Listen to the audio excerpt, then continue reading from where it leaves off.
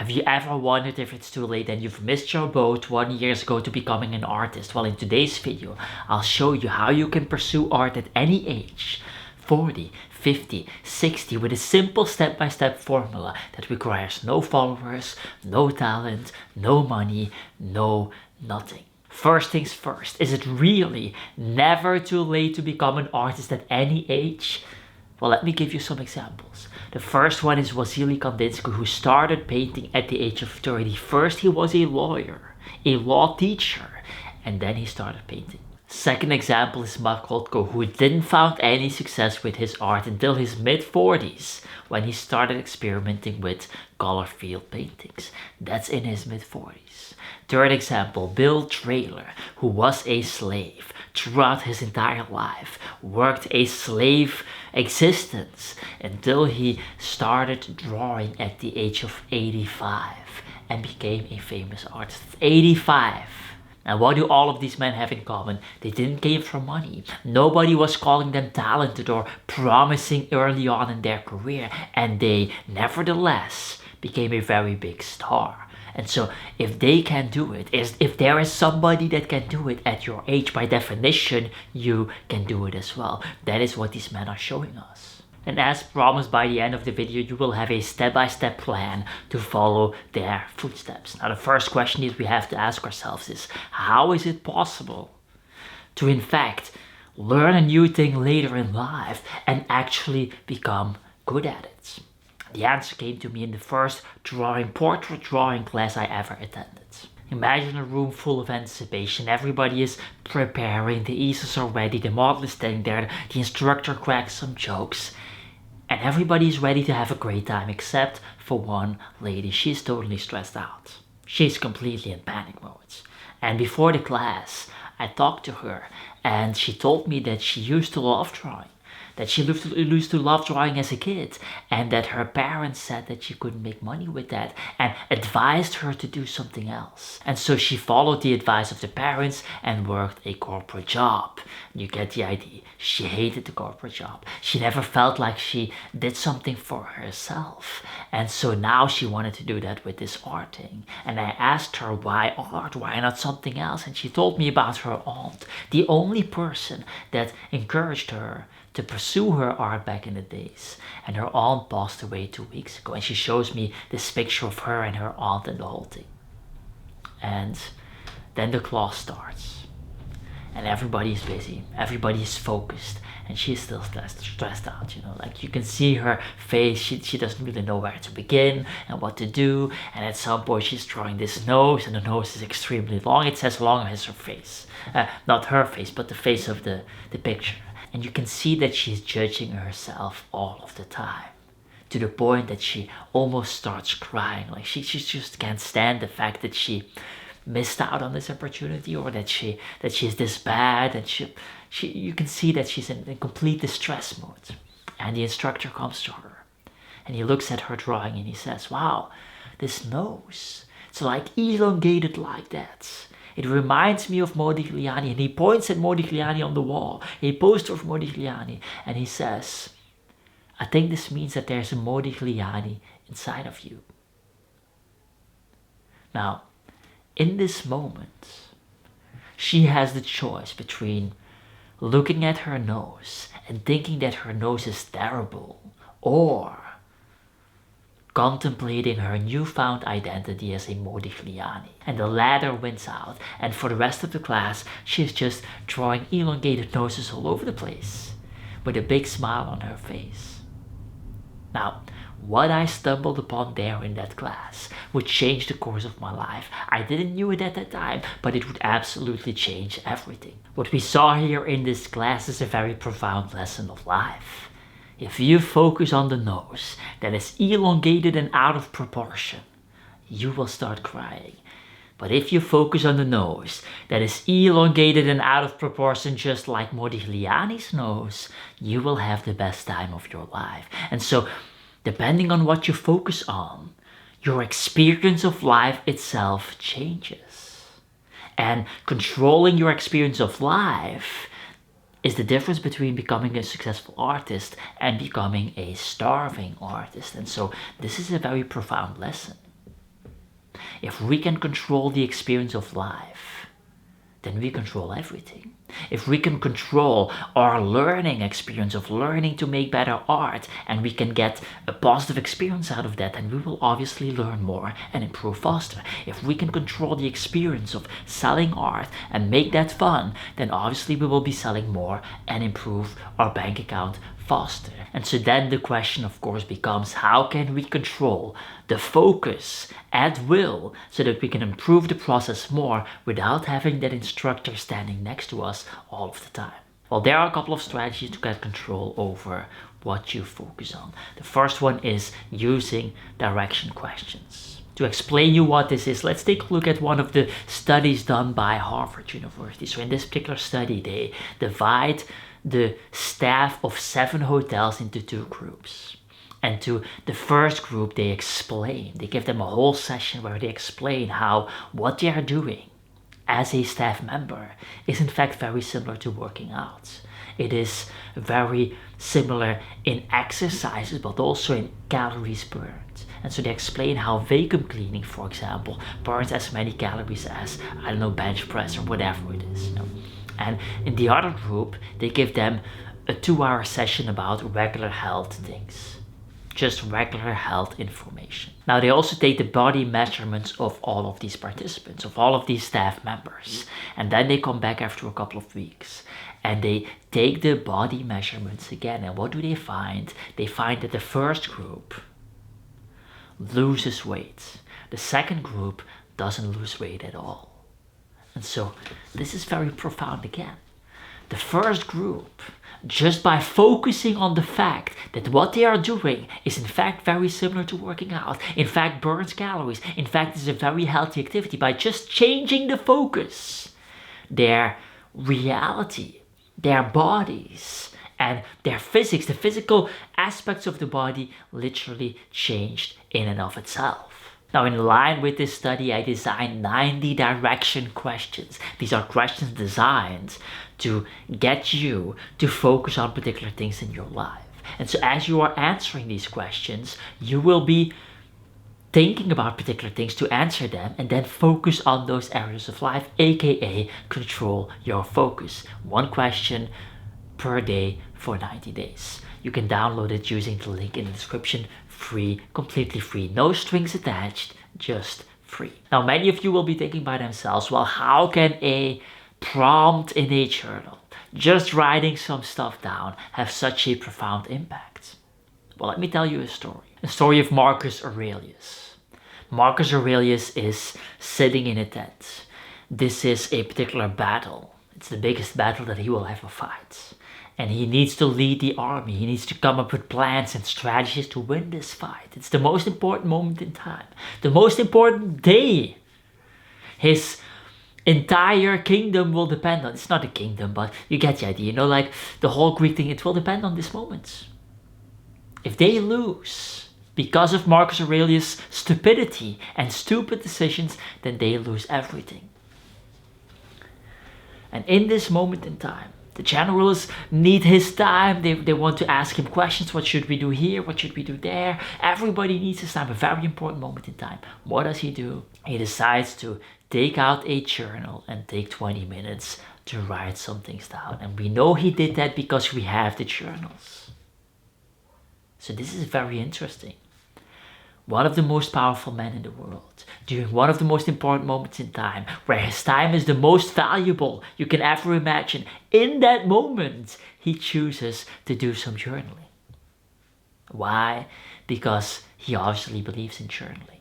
And if a man of that caliber believes in it and gives it a chance, not just that like does it throughout his entire life, perhaps we should give it a chance as well. So these 90 questions are actually a very good starting point. The things that I explained earlier are ways to think your way out of a thinking problem. Oftentimes, thinking your way out of a thinking problem is not the best strategy. We all had those moments where we don't really feel like drawing. We just don't have the energy. It's done for the day. You know, it's game over. And then somehow you force yourself to draw for a minute. And after a minute, you suddenly get all of the energy back to draw. Or you're a little bit tired and you do a couple of push-ups on the ground and suddenly you feel that energy. And so doing something like, for example, drawing 1 minute in this particular scenario generates all of that energy that we can then use to draw an hour. And so you can see the problem with what I explained earlier. Simply looking at Mark Rothko, knowing that he found this color field painting in his mid-40s, oftentimes is not enough. It's not because you see that it is possible that you actually believe in your core that it is possible. And believing in your core that it is in fact possible, that this is meant for you, that you can get there, is a massive benefit. They did a study in the Johns Hopkins University where they took mice and rats, domesticated rats, and they threw the rats in a swimming pool that was completely closed, they couldn't escape. And what they saw was that the rats drowned after a couple of minutes. And then they would pick them up and they would let them dry and they would let them rest. And then they would throw them back into the water. Now, how long would they swim the second time? A couple of minutes the first time. Now they're a little bit tired, so a little bit less than a couple of minutes, most people would say. What happens is that they were now able to swim for a couple of hours. Now the difference between a couple of minutes and a couple of hours is massive. Now there are many interpretations here. What is going on? Why are they able to uplift their performance so much? The most famous interpretation is that the rats, simply by knowing that nothing would go wrong, that in the worst case scenario they would be saved. And so they didn't have that fear of drowning anymore, that fear of their life being over. That simple act gave them the strength to go on for hours. Again, that focus that we were talking about. If you, as you are drowning, focus on the fact that you will die, you might just give up. If you, however, know that no matter what you will be saved, you can go for much longer. And so then the question becomes, well, if you are 50 or 60 and you want to develop a certainty that you in fact can learn more than when you were 40, that you in fact can learn faster, that you in fact can become that massive artist that you know you are destined to be. If you feel or you want to feel that in your core, what is the quickest way to get there? What is the quickest way to know with certainty that in the worst case scenario you will be picked out of the water, so to speak? Well, one of the best ways that I know is to make sure that you look visually younger than 15 years ago, which is very easy to do. Most people today are obese. Most people today are overweight. Most people today do not look fit at all. What happens if you are visually very healthy? If you visually look better than you looked 15 years ago, now you constantly remind yourself with proof every single day when you're brushing your teeth, every single day when you're taking a shower, every single day you show yourself that you in fact are more capable of learning and growing than when you were 15 years earlier. Now this is a simple trick that not only results in a healthy lifestyle, not only results in more energy, not only results in more strength to pick things up and move things and go on the staircases and all of that stuff, not only results in an overall better health, but also reminds you on a daily basis that you will be picked up out of the water if the time or if it gets too far. That you are in fact reminding yourself of the ability to grow faster than when you were able to 15 years earlier. And why does this matter so much? Well, 62%, according to my poll, 62% of artists have health issues, have back pain, are overweight or obese in a way that hinders their creative output, hinders their creative progress. 62%. Now, some of these health issues that are hindering you will not be solved by working out, but I bet 50% of them. So that is 31% of artists would in fact erase all of those hindrances just by working out.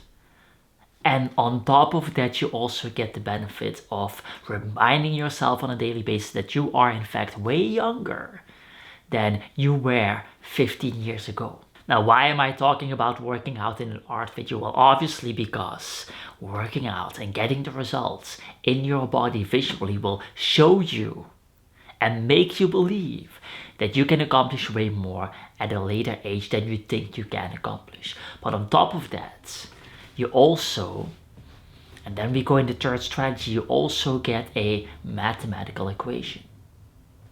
Getting jacked. And yes, you can get jacked naturally at the age of 40 or 50, 100% if you're a guy. Getting jacked equals working out plus healthy food. That is the equation. And you visually get that equation in front of you. You see it in the mirror every single day. Getting jacked equals working out plus healthy foods. The same goes for art. Becoming an oil painter or getting really good at oil painting equals daily practice plus quality feedback. There are equations like this for every area in life. And so as you are learning about this equation for working out, which is a very visual one, you start to see all of these other equations in life as well. Even the subjective ones, like for example, art. And so let's take a look at this art equation for oil painting. Daily practice plus quality feedback. Quality feedback you can obviously get online.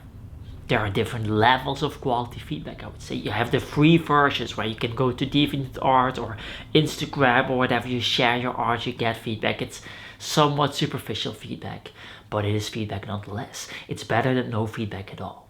Then a higher level feedback will come from paid communities where everybody is in line with this thing. They all want to improve. There's a particular type of energy that you get with a group of people that all want to improve. Now, the community that I would recommend is of course the artist formula community that I've built myself with lots of other artists. I think 70% of them are older than 45 years old, so you have all age groups, but it's slightly more tilted towards the older population.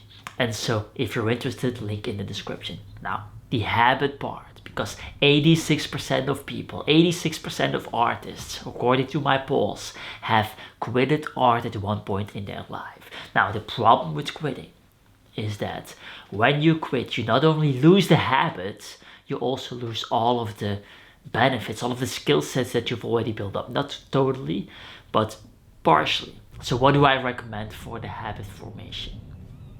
I recommend the 3-level habit formula, which is very simple. You have 3 levels of habits. The first level habit is a very easy habit. So easy that you cannot but perform it.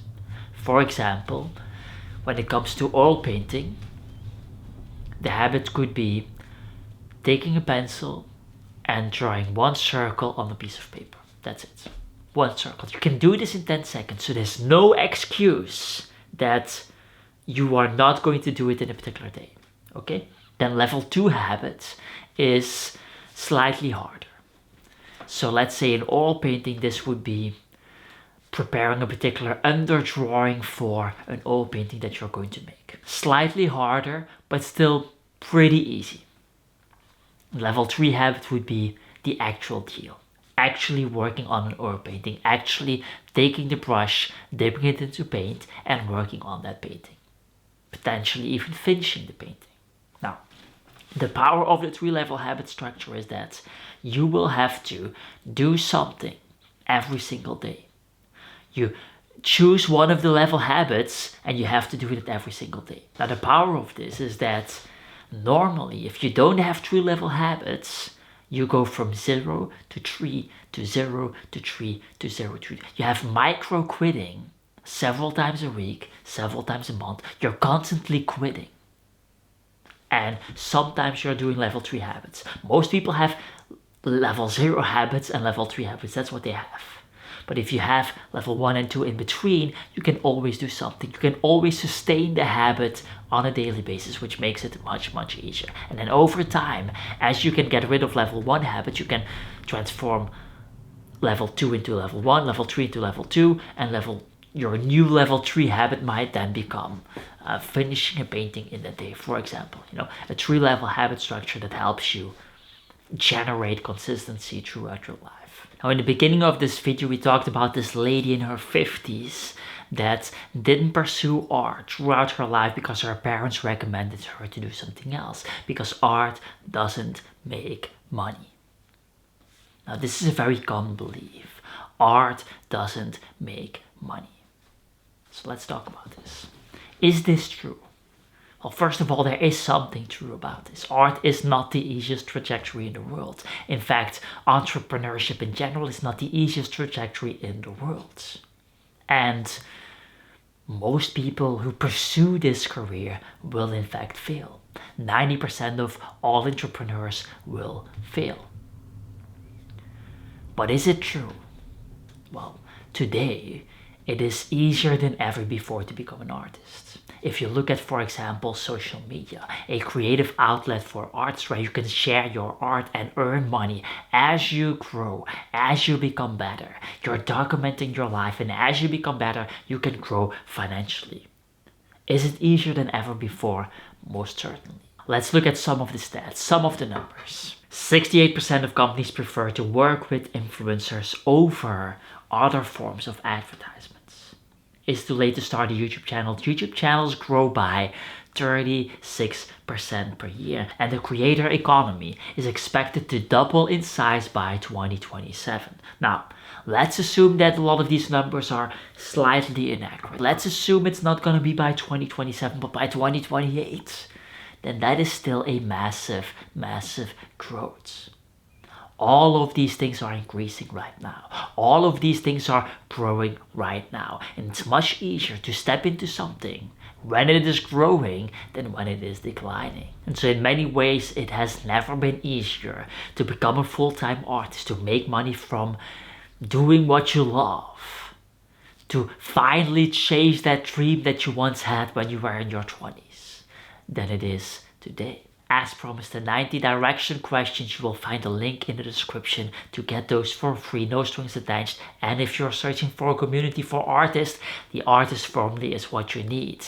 Now, in order to make this video complete, we should be talking about selling your art, because everything I just mentioned is completely worthless, completely meaningless if you don't actually know what to do to bring this career to life. I've made a video about this, drowning in unsold pieces, selling secrets galleries won't tell you, link in the description and the end screen. That said, get the hell out of here.